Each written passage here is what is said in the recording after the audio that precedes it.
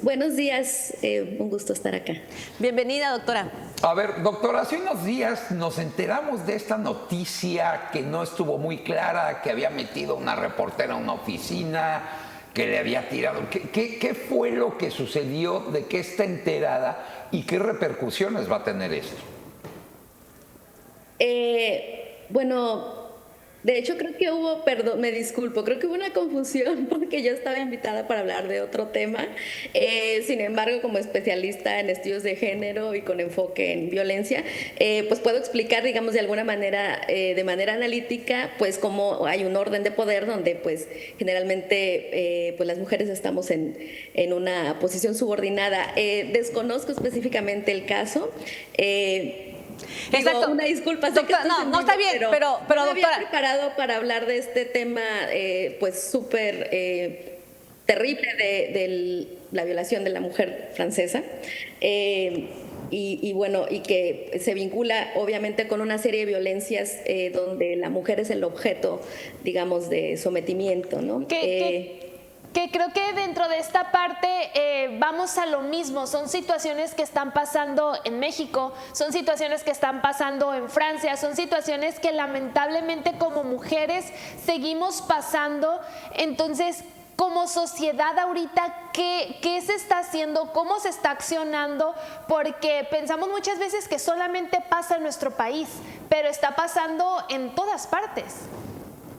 Sí, claro, pues bueno, justamente, gracias. Desde los estudios de género, pues hay un concepto que han propuesto algunas antropólogas, de hecho, de América Latina, que se llama la cultura de la violación, donde, pues digamos, se enmarca precisamente en el sometimiento de la mujer pues por el hombre en una relación de poder, pero que no necesariamente va a llevar en todos los casos a la violación, pero sí a actos o a interacciones de connotación sexual. Es decir, efectivamente a lo largo del mundo estos significados prevalecen sobre que la mujer es un objeto, no un sujeto, que la virilidad del hombre, digamos en este esquema de la masculinidad dominante, pues se demuestra precisamente en su capacidad de sometimiento a los cuerpos de las mujeres, y que en ocasiones pues sí terminan en actos pues de violencia, incluso pues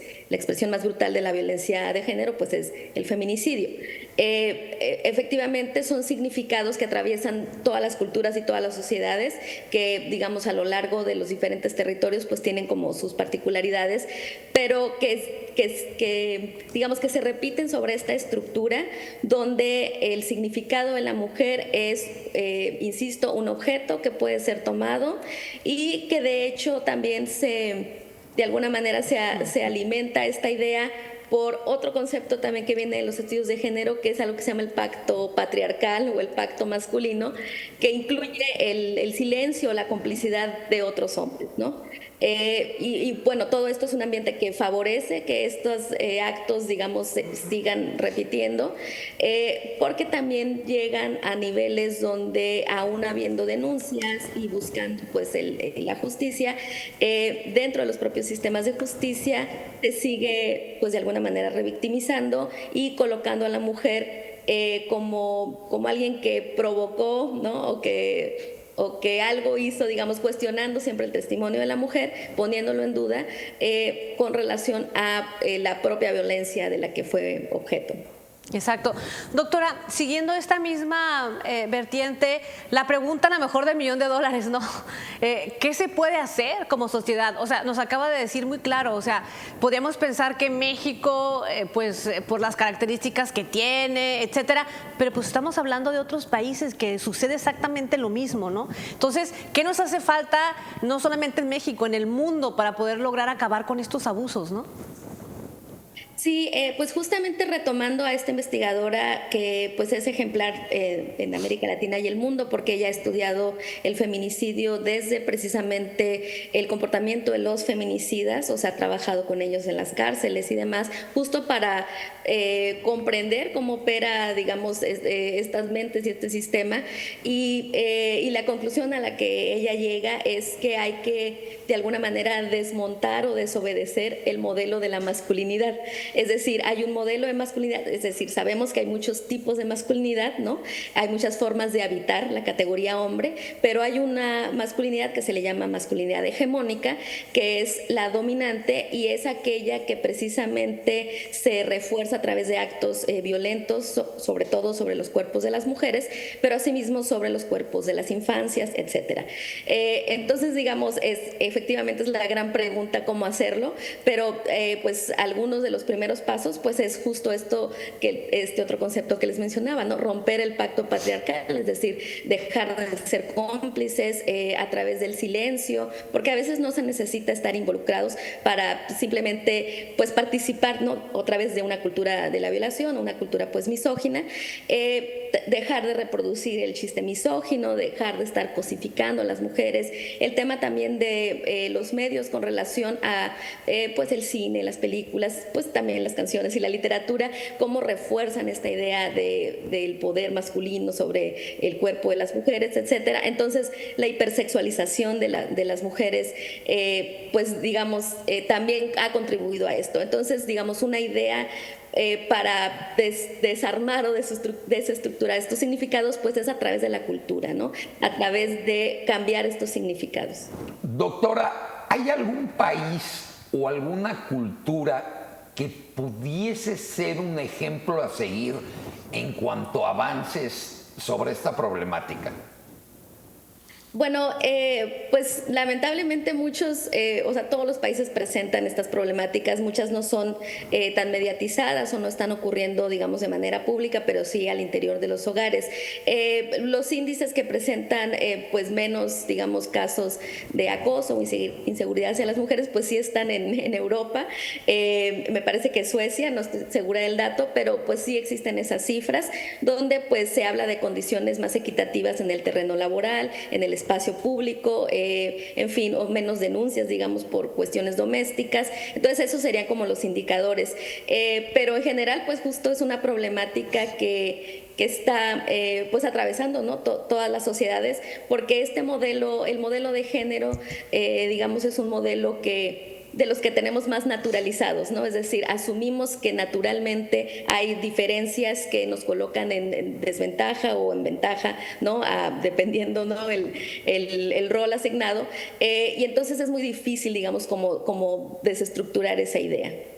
Qué curioso, ahorita que decía, ¿no? Un modelo natural, doctora, un modelo que de pronto va hasta o atenta contra la vida, ¿no? Sí, claro, porque pues el tema del sometimiento del cuerpo de las mujeres, pues sin duda atenta contra la integridad de las mujeres y de las infancias,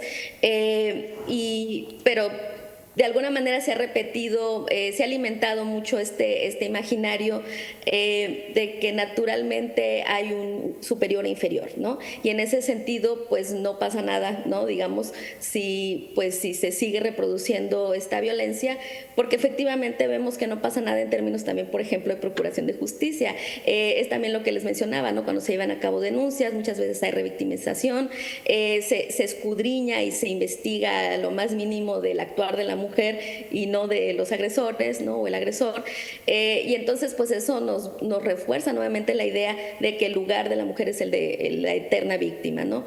Por otro lado, este concepto de la víctima es muy interesante porque dentro también del análisis de cómo opera esta violencia, pues se habla también de la buena víctima. En ese sentido, o sea, la buena víctima en términos otra vez moralizantes de que tendemos a creerle más a aquella mujer que presenta, pues digamos, algún tipo de denuncia, pero que no estaba, digamos, en condiciones de ser acusada de que ella lo provocó, digamos, como las infancias, ¿no? O una mujer adulta, ¿no? Tal vez de la tercera edad, o en el caso de la mujer francesa, pues que estaba siendo drogada y demás. En cambio, las otras víctimas que quizás salieron de fiesta, andaban solas, etcétera, pues merecen el mismo, digamos, el mismo tratamiento con relación a que su conducta no debe ser nunca la razón, ¿no? Que se ponga ahí del por qué fue objeto de una agresión, ¿no? La agresión siempre, o sea, la respuesta de por qué hay agresión siempre debe estar del lado del agresor, no del lado de la víctima. Doctora, muchísimas gracias por esta información, por siempre traernos todos estos conceptos, irnos ampliando para crear también esta cultura de respeto en general. ¿En dónde la podemos leer o dónde la podemos encontrar en redes sociales? Sí, gracias. Pues tengo un Instagram abierto, es Melina_Amao, que es mi nombre y mi apellido, y ahí comparto publicaciones o anuncio algunas conferencias que voy a dar. Muchísimas Perfecto. gracias. Muchísimas gracias, doctora. Un abrazo.